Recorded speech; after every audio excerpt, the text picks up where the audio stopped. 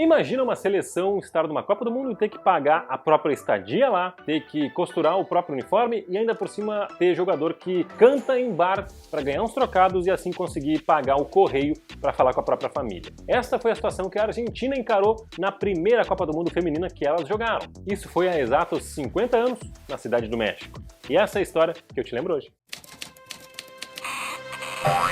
Oficialmente, a Copa do Mundo Feminina começou em 1991, com a chancela da FIFA. Aliás, 91, um ano glorioso, pelo meu aniversário. Só que, claro, o futebol feminino não começou em 91. Óbvio que não. A primeira edição do Mundial rolou em 1970, sem o reconhecimento da FIFA. Só que hoje, no Nonsense Football, a gente vai te falar da segunda edição, que rolou em 71. Os dois primeiros mundiais foram organizados pela Federação Internacional e Europeia de Futebol Feminino, que seria extinta pouco depois por causa da falta de apoio da FIFA e da UEFA, já que as federações nacionais proibiam a criação de seleções femininas. Em 1970, a Itália recebeu o Mundial e terminou com o título da Dinamarca, em cima das anfitriãs. Em 21 de junho de 1970, o Brasil ganhou da Itália por 4-1 e foi tricampeão do mundo. Aliás, aquela Copa do Mundo no México foi um tremendo sucesso, tanto de público quanto de televisionamento.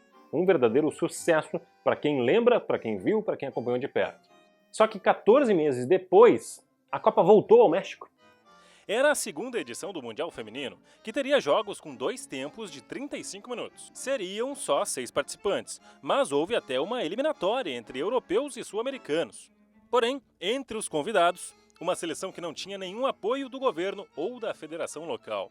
A Argentina foi na cara e na coragem. A última prova da Argentina antes do Mundial foi contra a seleção mexicana, vice-campeã do mundo em 70. Só que as argentinas mostraram que estava ali para competir para valer. Venceram por 3-1. Aliás, elas iriam competir em verdadeiros templos do futebol, algo que chamava muito a atenção. Foi como entrar no TARDIS, a máquina do tempo da série Doctor Who, ou viajar a Nárnia. Foi se transportar a um mundo diferente, disse a meia inglesa Chris Lockwood, que disputou o Mundial tendo 15 anos. Não creio que sabíamos o que esperar. Havíamos jogado o torneio classificatório na Sicília em campos que mais pareciam quadras de parques, como estávamos acostumadas. De repente, estávamos no meio da febre da Copa do Mundo, com um torneio enorme, deslumbrante, profissional e global. Aliás, isso é um fator muito importante de se destacar. Tanto o torneio de 70 quanto o de 71 foram patrocinados por 2 marcas importantes da Itália, as bebidas Martini e também os vinhos Rossi. Havia patrocínio, mas não quer dizer que todos os participantes eram profissionais. Bom, as argentinas. Elas chegaram à Copa do Mundo sem contar com um técnico, e os números nos uniformes foram costurados pelas próprias jogadoras. No México, o dinheiro era contado. Algumas tiveram de pedir demissão dos empregos para poderem jogar. Marta Soler tinha um talento próprio para a música. Ela decidiu então cantar todas as noites num restaurante de comidas típicas da Argentina para poder financiar as cartas que enviava para a família em Buenos Aires. Quando me disseram que tinha que ir a México, la verdad que me dio mucha tristeza porque yo dije, no voy a ir porque yo tenía un bebé de 2 años. Y había chicas que no tenían los documentos porque eran menores de edad. Sí, sin entrenador, sin camiseta, sin botines, y prácticamente no teníamos nada. Y así fue que viajamos para allá. A Argentina começou mal aquele Mundial. Perdeu o jogo para o México por 3-1, numa revanche das mexicanas. Vem cá então. Olá. Oi. Ganhei lambeijos. A Argentina começou mal aquele Mundial, acabou perdendo por 3-1 para as mexicanas, diante de 80 mil pessoas. Só que a segunda rodada é que é histórica para elas. Aliás, a adversária seria a Inglaterra, uma seleção que tinha uma estrela de apenas 13 anos.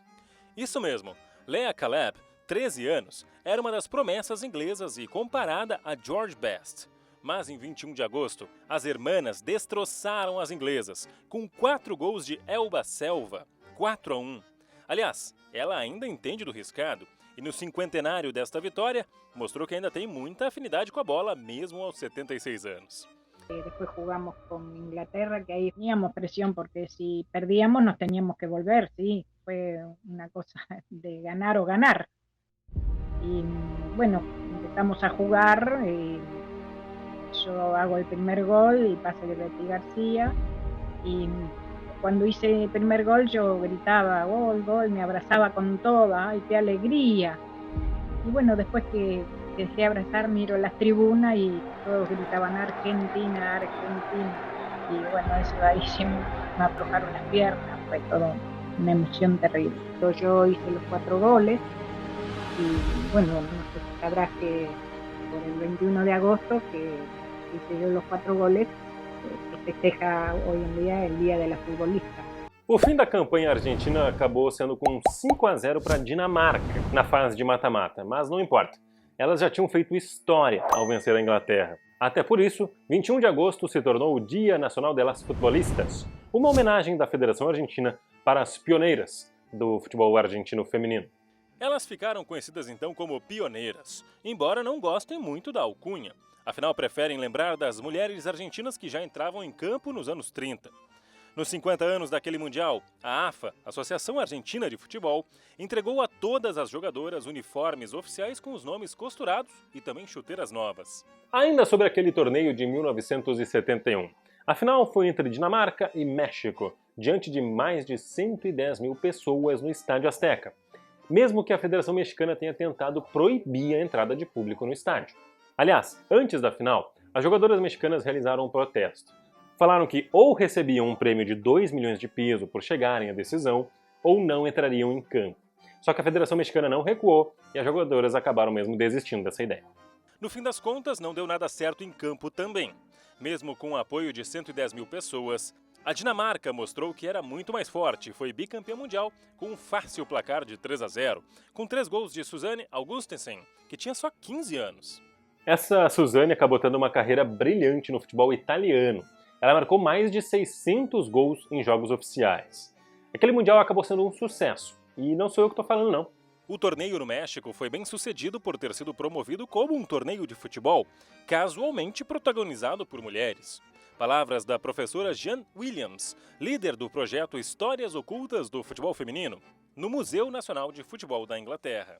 Mesmo sem o selo FIFA, que não considera aqueles 2 torneios de 70 e 71 como oficiais, o futebol feminino foi ganhando cada vez mais espaço. Tanto que nos anos 80 foram realizados vários mundialitos, até enfim a FIFA se obrigar a organizar uma Copa do Mundo propriamente dita a partir de 1991. E as pioneiras argentinas certamente têm uma história e tanto para contar dentro desse contexto. Espero que você tenha gostado dessa história, se sim, deixa embaixo nos comentários. Deixa teu like, te inscreve no canal, ativa o sininho e comenta com os amigos esse nosso conteúdo. Valeu, até mais!